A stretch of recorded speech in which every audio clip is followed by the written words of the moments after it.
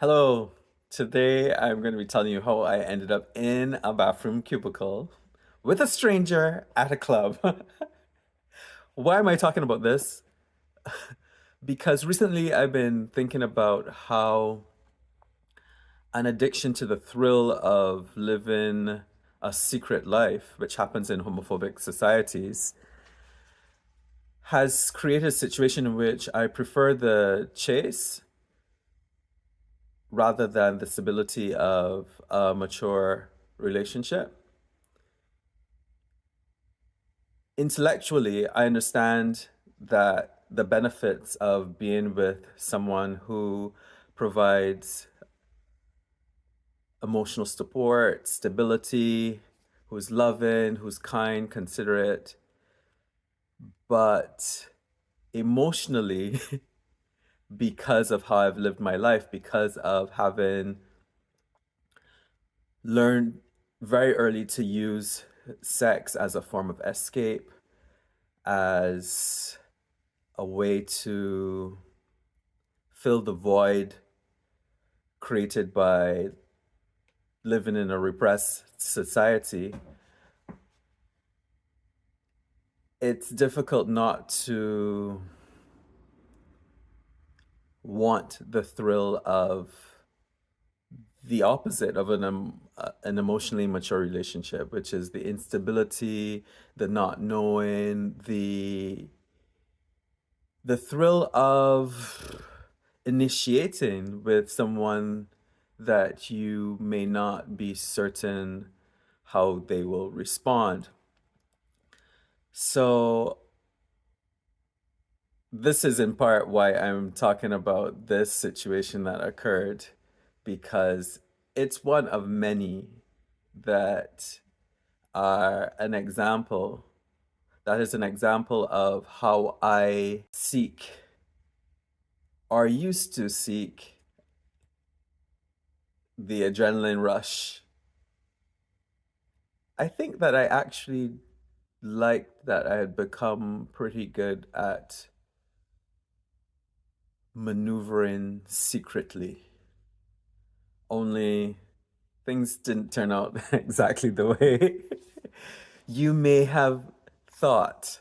So, this is the story. I used to go to a, an open air club, the Boatyard, on Thursday nights, I think, because I was addicted to a band that used to play. I really liked the lead vocalist, actually. Had a huge crush on him. Anyway, so I'm there, it's crowded. The music's playing, reggae vibes. And I look around and I see this guy, and he sees me back. So it then becomes that game where I'm pretending not to be looking, and he's pretending not to be looking, and then I look and he's disappeared. And when I look again, he's in a different place, and he's done this on purpose to confirm that I'm actually looking for him.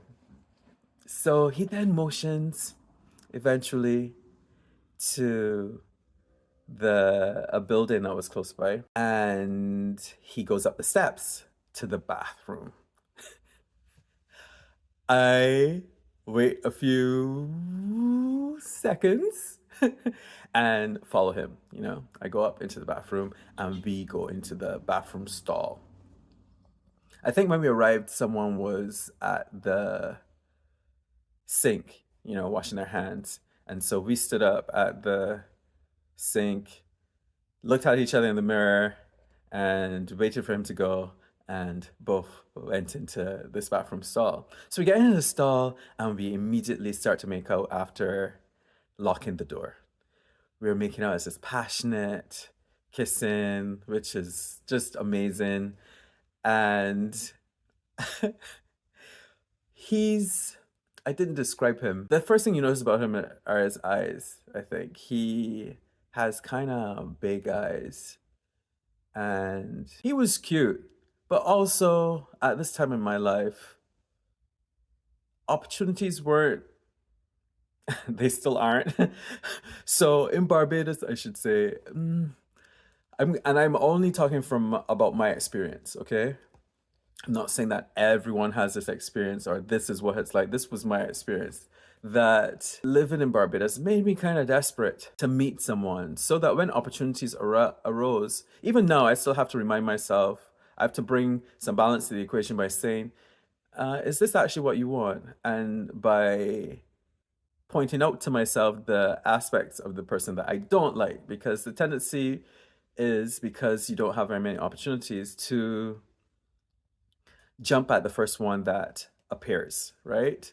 So he was cute, but I was also starving for some affection.